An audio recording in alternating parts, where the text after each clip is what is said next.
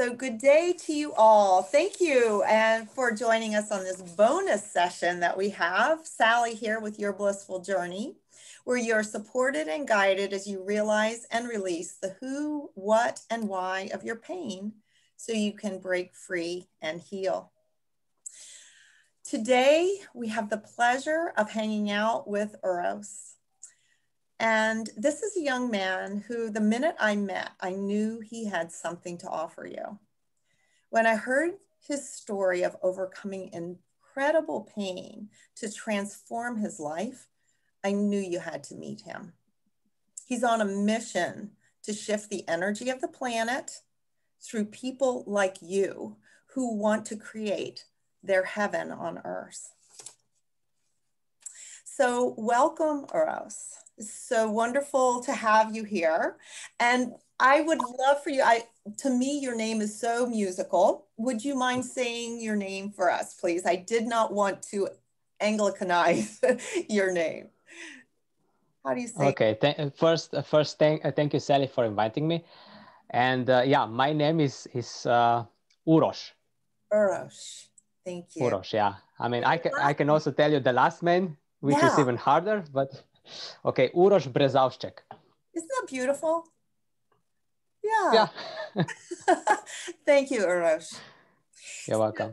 So tell me a little bit, if we can jump right in, because I know you've got a whole lot to share. We're going to jump deep. What woke you up? What was the impetus for you realizing what was happening in your life? Yeah, actually, it was the condition that I was born with. I was born with a severe bleeding disorder. And that meant that my life was, from the beginning on, was way different than the lives of other guys. I was, most of my childhood, I was in and out of the hospital, which meant that my life was not that fun. But I have to say that there were also very good things, like, for example, when my schoolmates went to ski for the whole week. At the age of 10, my grandma was at that time teaching me how to drive a car. So there were also pluses, not just minuses, having such a condition. But that was the thing that I think I came with in order for me to wake up, in order for me to think about life. Because if you would met me, let's say, 25 years ago or even more, you would be amazed by the questions that I was asking about life that nobody really knew how to answer. Wow. So you were basically driven to ask deep questions early and to get other people to think about those questions. Yeah. That's quite amazing. So what kind of questions were your favorites? Why we are here? Or what's the purpose of this disease? And also, as a kid, somehow I knew that regardless of what you have, everything is possible. But the doctors, what they were doing, they were constantly telling me, you were born with that, you're going to die with that. And this is the same as what is happening in our society, people telling us who we are all the time. So it's no wonder that we believe into this limited perception of humans, of who we are. But I saw, and I'm going to share some stories which are going to also show you that it's not just a theory, it's what is happening. We are so powerful. Excellent. Yeah. And did you never got an answer? Did people, I'm just going to go back to Did people try to answer you and you went, oh, that's a lie? Or did you get some people that really wanted to engage and say, that's a great question. Let me see what I can find out. What kind of responses did you get? The response usually was just that, you're just very old, in comparison to your age. An old soul. Yeah. Yeah. Yeah.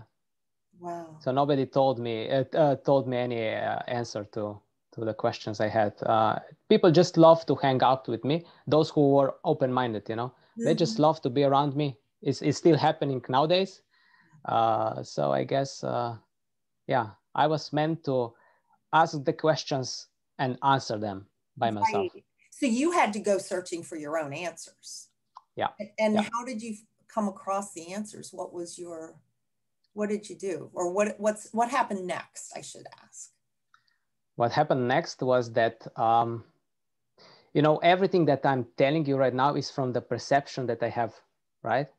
At that time, I didn't see what I saw, I didn't see what let's say, I experienced at that time. But at that time, what happened was I was constantly guided, you know? And the first interesting story that shows that we are guided is, it was at Christmas Eve. I was at my grandma's place, and we were about to make the Christmas tree and all the things that I have no idea how to call it in English, but the little figures under the Christmas tree. And I saw on the news there were kids just happy, just dressed like a wizard and talking about some Harry Potter stuff. And it was like, no, I'm too old for that. But I was 12, and I was saying to myself, I'm too old for that crap, you know? And I said, I will never read such a book because it's just too silly. And in a couple of hours, what happened was that I just developed a pain in my stomach. And we knew that it's not it's not the part of the gut that they have to cut out. So we were not that scared about it. But the next day I went to the doctor, and he immediately sent me to the capital to get a surgery. Because of the bleeding disorder, I had to get special treatments and blah, blah, blah. And what happened was that I was in the hospital during the whole holiday season. So I also got the gifts there. And one of the gifts, it was a book from my aunt. And the book was about Harry Potter. And what I've done was, I had nothing to do over there. You know, you're in the hospital by yourself. My parents were living 100 kilometers away. I have no idea how much miles is that, but it's a 1 hour drive. So I was by myself. And what I've done was that I gave the chance to the book. I read it. And that book made me think. And the questions that I started to ask myself was, if someone is able to write such a book, there must be some truth to that. And the more I started to search for that. I went to library. I started to read about witchcraft and all that stuff. And I found out that, wait, that's real. But luckily I didn't stuck in that part of let's say, of how powerful we are. I moved on, but yeah, this is how I started. And then I started to look for, read about souls, you know, what happens when we die, etc., etc. So this is how I started. It was at the age of 12. At the age of 12, and it was a book that was supposed to be just an engaging book. Yeah. Opened your mind. Yeah. Made you curious about, Yeah. So no, I'm wondering. It can happen, yeah. Yeah, I'm wondering if I would say I want to read that book. If I'm wondering whether I would have had to get that surgery or not. That's the question now. That's a good point. I see what you're saying. Yeah. Yeah. So everything has a silver lining. Exactly. Yeah.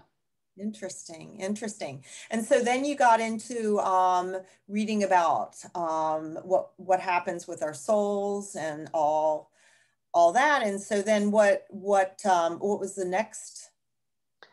The next, let's say, milestone for me was it was finding out that I create my own reality.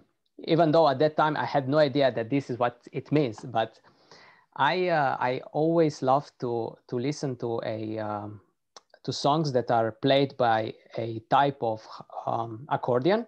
Mm-hmm. It's called diatonic accordion, which is known in Europe. Probably it's not known in the States. And I wanted to play it, but there was a problem. In the music school, they didn't have that accordion, so I had to play the traditional piano accordion, Mm-hmm. which is something that I hated.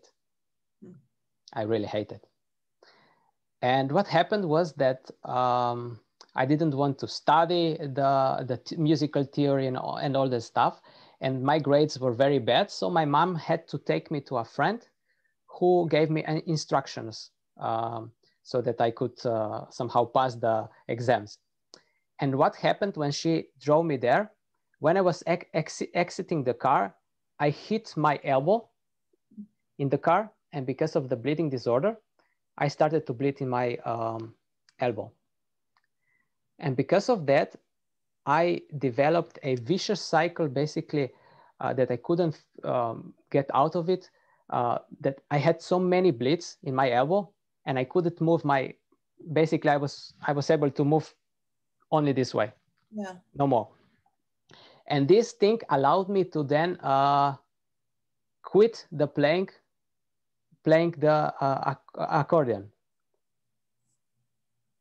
So basically, I created for myself, because I was young. I couldn't say no, I don't want to do that, because everyone was expecting. My grandma was paying, the sessions. So I couldn't say no, I don't want to do it. So I made it stop. You sure did. Yeah. So isn't that interesting? So you're having us thinking about looking at everything more as what's like, I'm going to just say, what's the silver lining? What could I have done differently? Why did this show up? These are the things that are coming to mind for me as you're sharing your stories. So fascinating. And so you basically you are learning by age, what, 14 by now? Yeah. What's happening. And you were insightful enough at that age to go, I did that. Yeah. Yeah. Yeah. Yeah. Cool. And yeah, but I have to also say that what is supposed to happen, I think that certain things are supposed to happen, because otherwise we don't grow. Mm-hmm.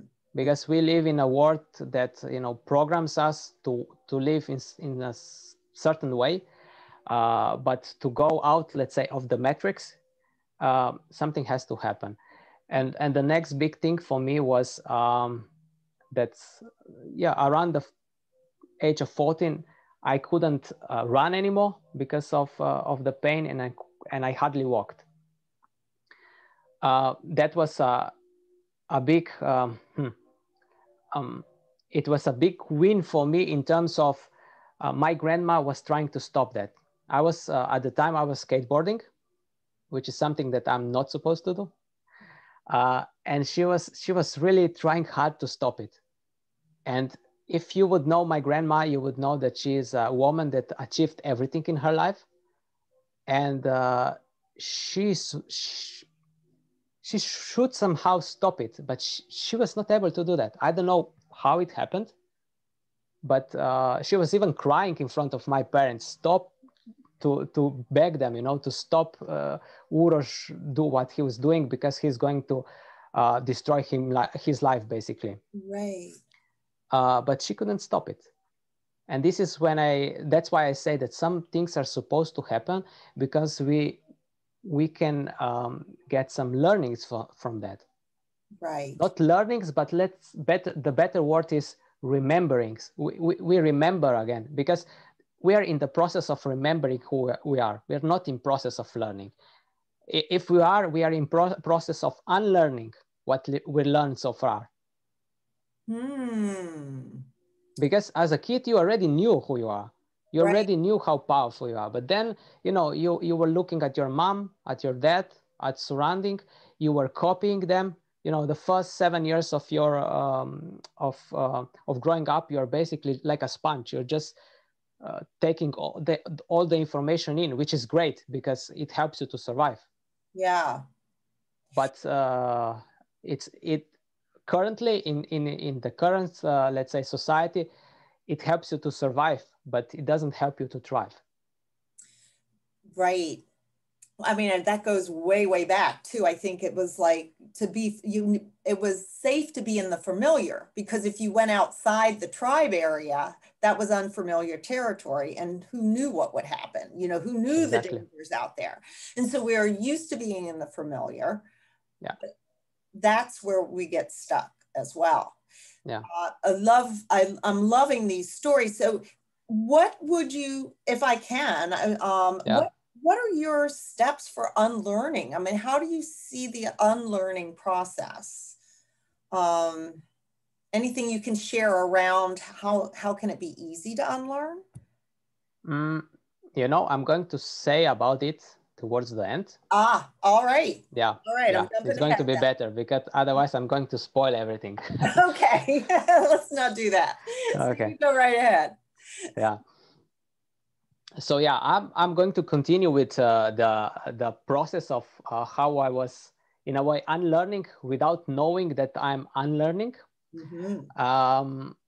The next big step or thing for me was when I found out that our emotions are very powerful. And again, this is what my body helped me to realize, because I usually like to say that my body is like a racing car. You know, they are fast, but you need to know how to drive them. While the regular car, it's not that fast, but you can be an average driver, you know, to survive in that car. And for me, it was a learning curve, because nobody taught me how to drive that car. And then I suddenly realized that, whoa, I have a lot of control over my life.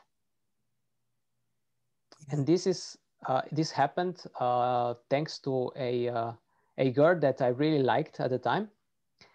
And we were supposed to meet. It was actually a Valentine's Day. We were supposed to meet. I drove to her city, and when I called her, she didn't answer. And you know, I said to myself, maybe she's on the toilet, or maybe she's doing something, she's going to call me back. But I was trying to reach out to her for 1 hour. And somehow, again, I guess I was guided, because I had already planned what I'm going to do in case she doesn't show up. I guess I knew, you know. Plan B. Yeah, plan B. So she didn't show up. I went to the cinema, which was my plan B. And what happened next was that in probably 10, 20 minutes after the movie started, I suddenly felt heartbeat in my ankle, which meant that I have a lot of blood pouring into my joint. Oh. So I developed something that is called spontaneous bleed. Something that medicine is calling spontaneous bleed, because they don't know the origin. But okay, somehow I was able to walk out of the cinema and drive to where I was living at that time. And in a week's time, I recovered. I was walking again. And when I came home, I found at home a book that we had for ages. And it's a little blue book called Heal Your Life, which is written by Louise Hay. And in that book, I searched for, you know, hemophilia, which is the bleeding disorder that I have. It was nothing. And then I thought to myself, okay, bleeding. I found bleedings. And under the bleeding is said, leaking of happiness, anger, but where? And now that I'm talking this, I feel goosebumps, because I actually, at that moment, it was like a light bulb. It was like, yeah, that's exactly what I was feeling. I was sad, leaking of happiness. I was sad, disappointed, angry. But that was just a theory, you know, just a hypothesis, you know. And to make a theory out of hypothesis, you have to prove it. And that sweet girl really helped me out with proving the hypothesis, because few more times she didn't show up. And I started to think, okay, when she doesn't show up, I bleed. So what can I do differently? And that idea that came to me at the time was, you have to somehow stop thinking about it. Because you see, your thoughts are creating your emotions. Your emotions, at that time I didn't know this part of the puzzle, but now I can tell you, creating basically stress in your body. Your heart goes into incoherence. And then through different pathways, one of them is pulse waves. So every time it beats, it sends the blood. So if those beats are irregular, they definitely make a lot of troubles to the whole system, because we are used to live, you know, cycles, you know, like in breath, out breath. It has to be smoother as possible. But if your heart is beating irregularly, which happens when we are under stress, it affects us. It affects you, but you don't experience it because you have, you know, your blood clots properly. So if in case you have a bleed, you don't experience it. But for me, I experience it. So that's why I see that this thing is actually a blessing for me, because it shows me when to stop. It shows me when to stop. So the last time that girl didn't show up, she actually called me like 5 minutes before we were supposed to meet. And she told me that, you know, Uros, sorry, I can't come. The tire exploded on the bus. So it would take me too long to wait for another bus. See you next time. And I felt the emotions. And I said to myself, okay, now I'm going to do something differently. I started to breathe. I started to look around myself. The way back home was through a park. So I was focusing on trees, on some statues. And what happened was that I didn't bleed. So I knew that I found something. I knew that actually I'm the one who is creating those bleeds, you know, and they are not spontaneous. Later on, I found out that even accidents, it's not, you know, fate or whatever. You're creating it. Wow. That must have felt amazing to be able to see that. Almost immediately you got feedback that what you were doing and just shifting the way you thought was working. Yeah. Yeah, not many people get that so instantly. That's fantastic. Yeah, majority of people needs to wait, you know, 20, 30, 40 years until they get a cancer or other disease. And then they start, wait, what I'm doing wrong, you know? Yeah, not this group. Not this group. Okay, perfect. But right, that's so true. And so many other things that we bring into our lives. It might not necessarily be a physical ailment. Yeah. It could be just, you know, an ailment in a relationship, or an ailment in a relationship with your job, your money, your, you know, your spouse, your significant others, or your family. Yeah. It doesn't really matter. I mean, it's as they like to say, what you do. No, I won't say it because I forgot it how to say it. But it is just that if you have problem in one area, it's going to be problem in every area of your life. We are not separate. Things are everything is connected. Yeah. It's like how you do one thing is how you do everything. Exactly. Thank you for that one. Yeah, that's a really good one.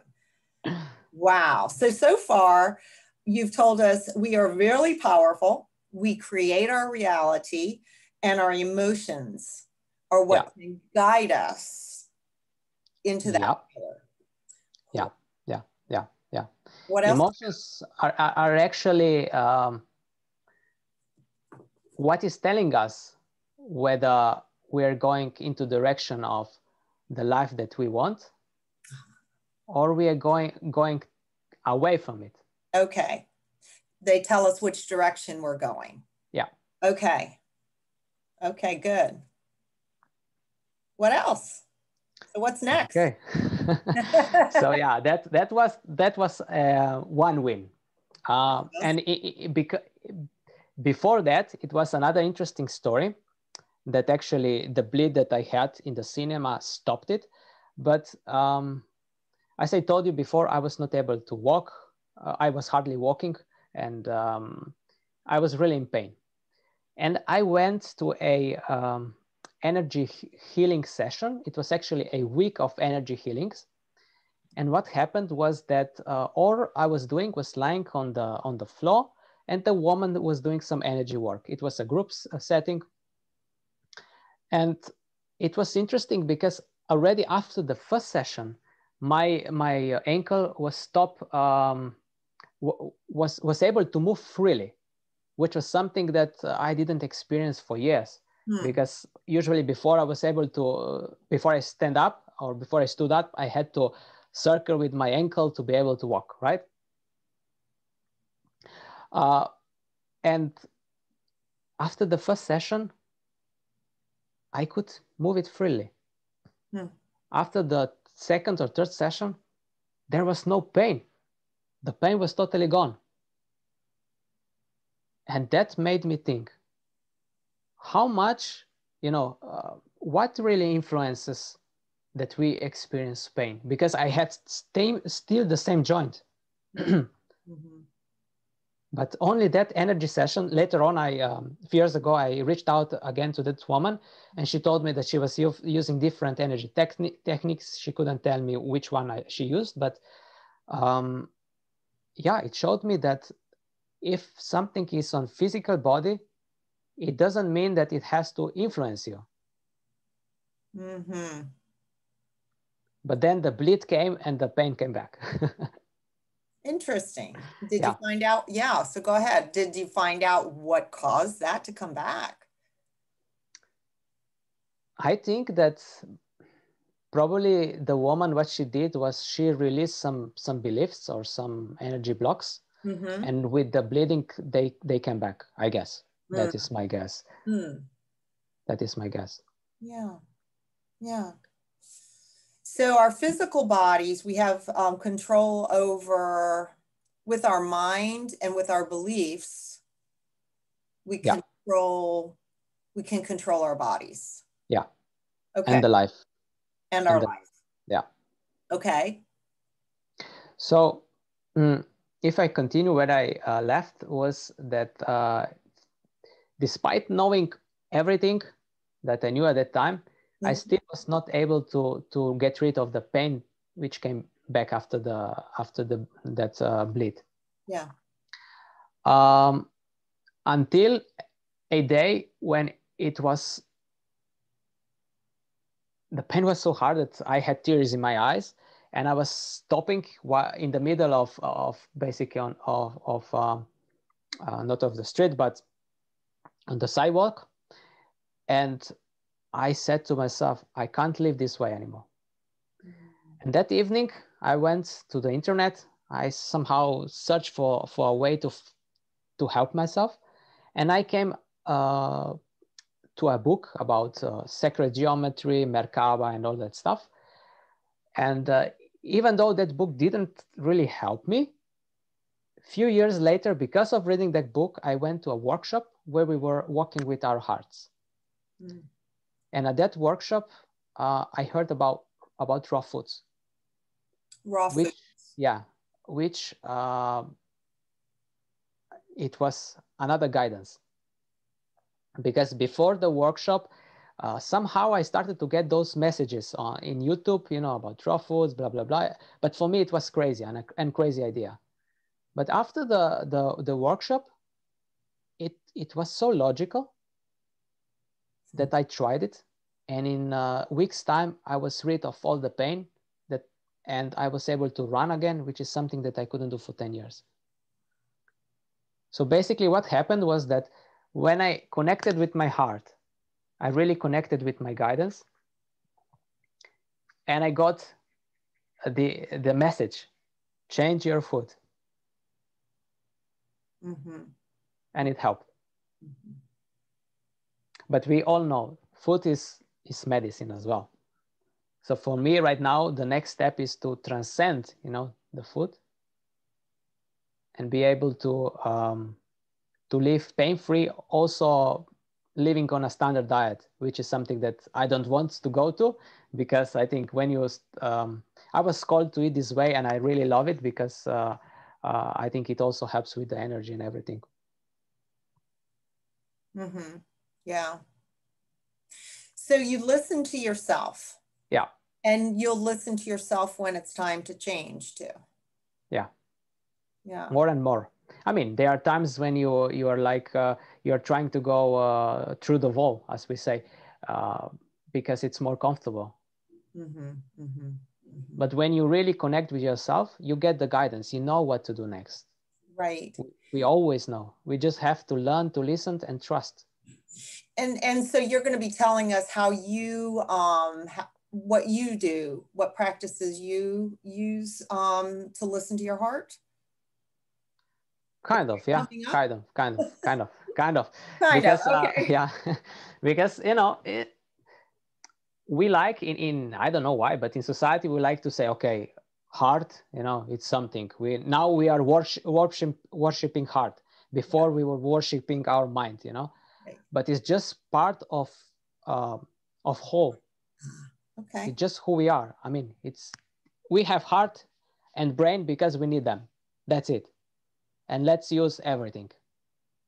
Everything has its place. Exactly. Yeah. It wouldn't be here if it didn't. Yeah. Right. Yeah. Right. Yeah. So if I kind of round everything so that I won't be too long. In the end, what happened was that I came to the conclusion that, because through years I gathered a lot of knowledge. I was reading a lot, but I came to the conclusion that everything is talking about the same thing, but it has a lot of layers over it. So you really you're not able to see what is the foundation. So that's why recently I started to talk how to explain it, how to show people that things are very simple. They are the ones that are creating their own realities. And as I said, emotions, are excellent way of predicting our future. Yeah. I know it's a big statement, but I'll try to give you a simple example.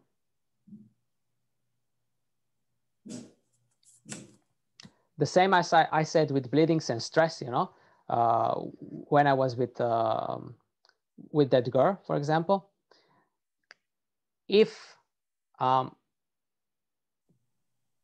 the time I had a different emotion, I would have a pleasant emotion.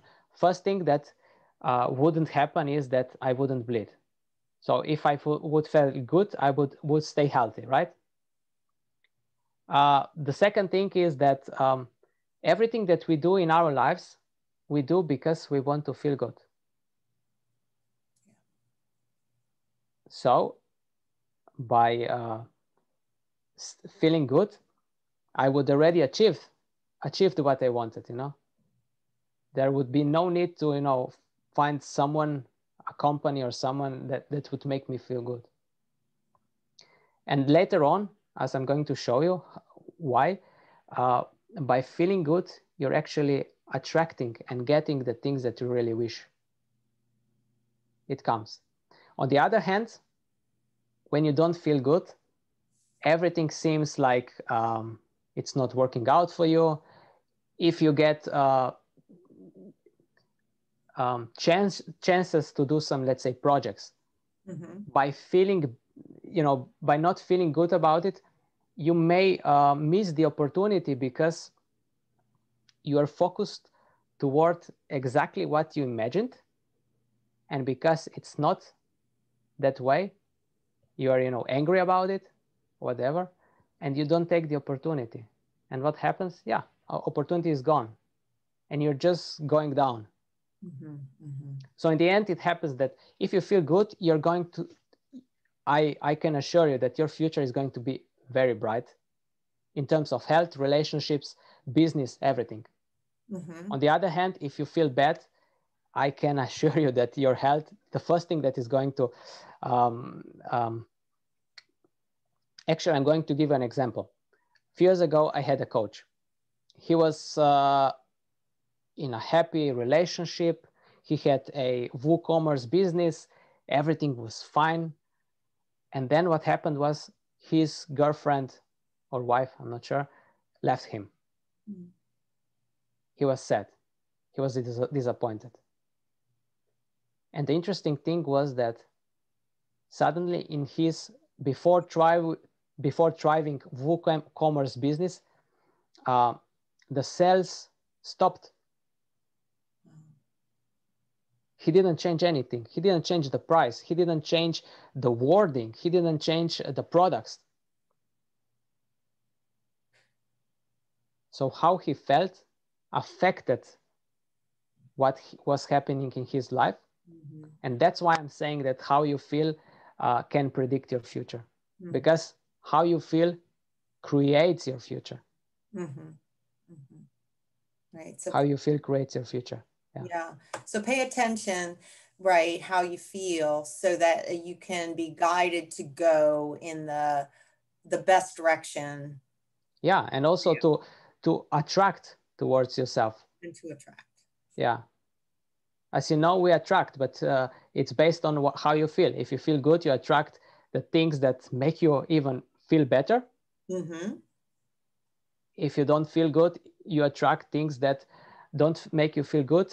For example, accidents.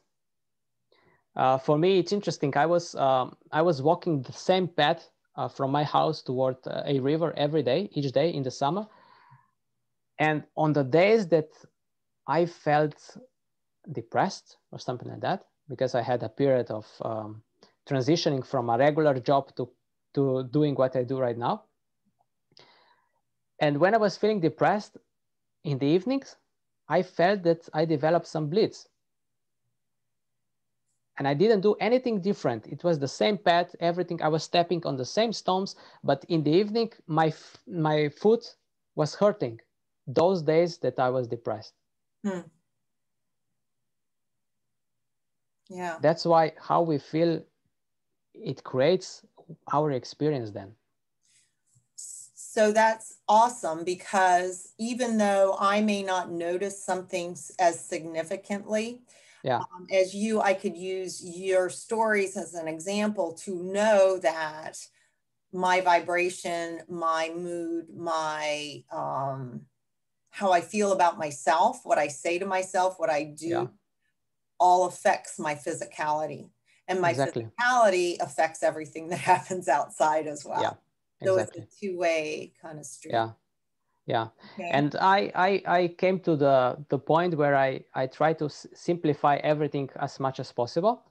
And I came to two terms. In our life, or let's say during the day, we are only in two states of mind or two states of consciousness. Okay. We are in conscious creation state or in unconscious recreation.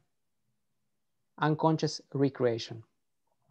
And I was thinking how to the best explain this this thing to you. And I came up with a solution, which is going to be a balloon. Very simple. And now I see that I chose the wrong color of the balloon because of the wall. But okay, I'll try to. Hold it. Yeah, that's right. In front of your shirt. Yeah, okay, it's going to be fine. What you hear right now, it's a dead balloon. So what I'm going to do right now is that I'm going to fill it with the breath of life. This is baby boy.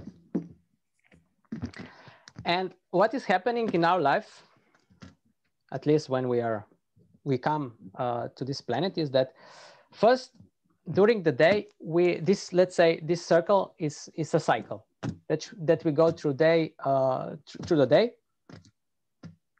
And when we are young, what happens is that first we are in the conscious creation state, which is, I was thinking about, it's like creating a video, for example. You are recording a video, you produce the video, and then you release it. You let it go, you upload it to the YouTube. And what happens next is that you go into unconscious recreation mode, which is basically, if we use the analogy of that video, is you're just observing how people respond to that video, how they respond. And then that's the tricky part starts right now. If we would read the manual of how to live on this planet, we would know that, okay, based on how people respond, we go back, we become conscious again. We decide, okay, I need to change the video to get different response. You change the video, it goes back to your unconscious recreation, and you basically get a different response. And based on that response, you decide what you want to create next. But what happens in our lives is the following.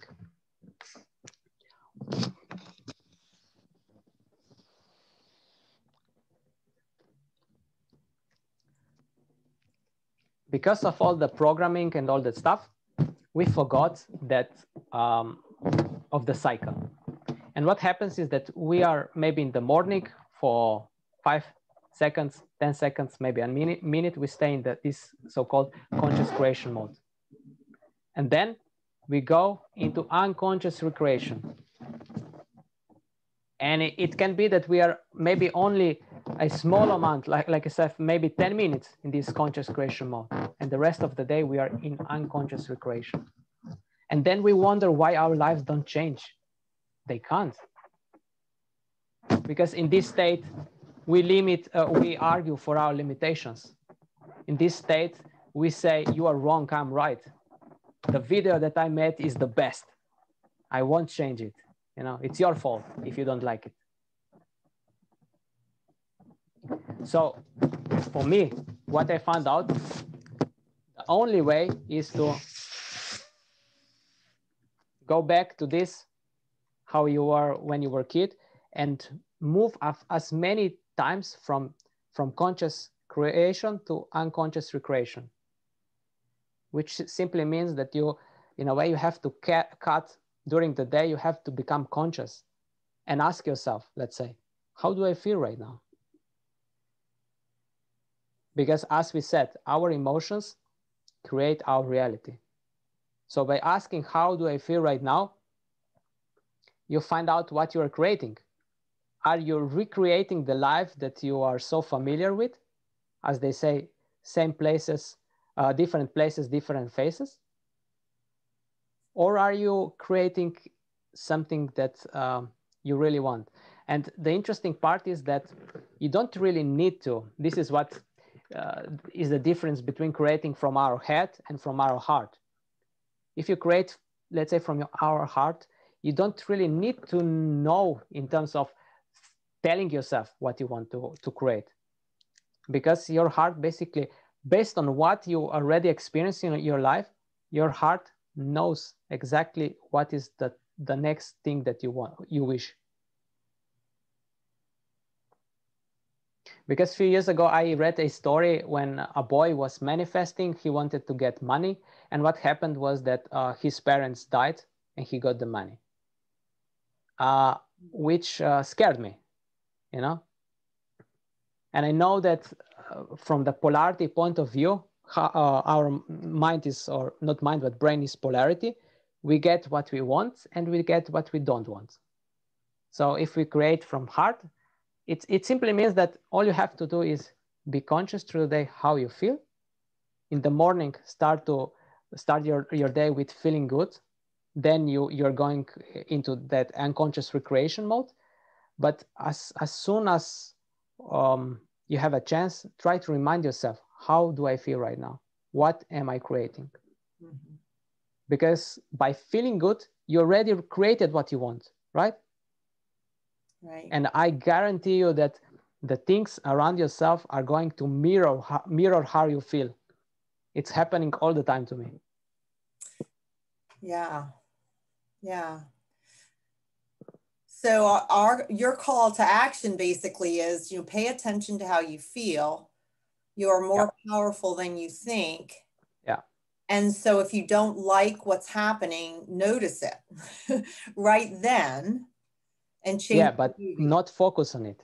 Don't Notice it, focus on it. Just because focus on yeah, something else. because here is the difference.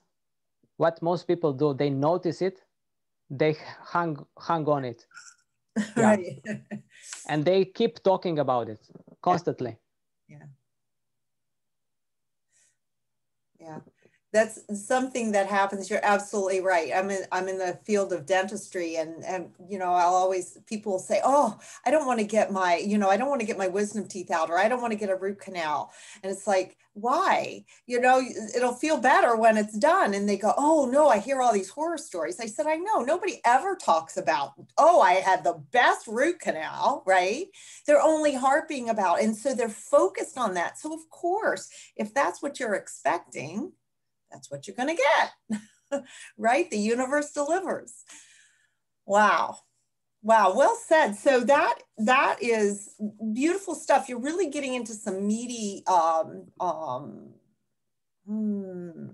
do I say? Yeah, the meat of how we can live our lives, right? You probably don't eat raw meat, do you? but we're getting into that, the real story here. So Yeah. how we think about what's happening in our lives kind of recreates that too. So how can Yeah. we make our story different? Yeah. Yeah. Wow. Wow. And so that we don't miss it, how would people go further with you on this? How would they learn how to, tell me about this movement that you're starting so that people can follow and pay attention to what you're doing and get involved. Okay.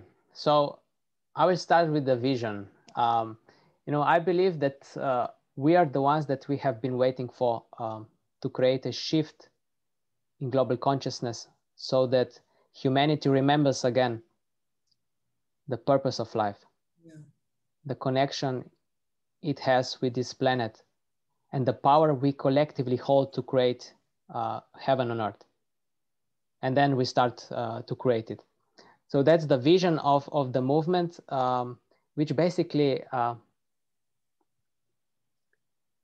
the idea behind the movement is that, I'm not sure if you ever heard about 100 monkey effect, where first a monkey was, I think it was cleaning a sweet potato, some other monkeys were observing, and then suddenly every monkey on that island was doing that. And when the critical mass was reached, suddenly on every island around that island, monkeys was doing the same. So basically it affected global monkey consciousness, at least of that species of monkeys. Wow. And this simply means that when humanity will come to the point where a lot of people are going to live from that from that state of consciousness where they are creating their basically heaven on earth. Yeah. When I say heaven on earth, I mean peace, prosperity, and living in harmony with nature. When we reach that state, it's going to affect every human being. People will just realize, yeah, that's normal, yeah, that's how we are supposed to live. So the movement that I'm building right now is basically to connect like-minded people who want to create something like that. Usually these are people who are already awake. They are aware that they are creating their reality, but they have area or two in their lives where what they know doesn't work. They still have some issues. And in that community, I'll help people first by the community, so that you have people who believe in the same things, not like when you talk maybe to your family members who say, yeah, it's what you're talking is it's bullshit basically. But you have someone that is saying, yeah, I know it works. And community, and also then challenges that will make you grow, and trainings. It depends now where you're at, because I'll have different level of trainings, but trainings to help you out to really become a conscious creator. Because I know we are creators, if we know it or not. So now the only difference, it has to be that we become conscious creators. Because there is no one who is going to save us. No president, no vaccine or whatever. No one. We're the ones we have been waiting for, and we first have to create heaven in our own lives. That's it. And then your power of influence is going to be such a big that I have a few days ago, I was connected with someone from a company that's new to that company, and she told me about the coincidences that she changed the job that now works for that company, so that she was able then to talk to me, because she is like-minded. And she told me, I have only 2 people in life that I can talk to about these kind of things, and you are the 3rd person. Wow. See, it's growing. Wow. Yeah. Wow. So what's the best way for people to contact you? The best way is to go to Facebook, find a group called Global Shift Maker, and there is where the magic is starting. We just started 3 days ago.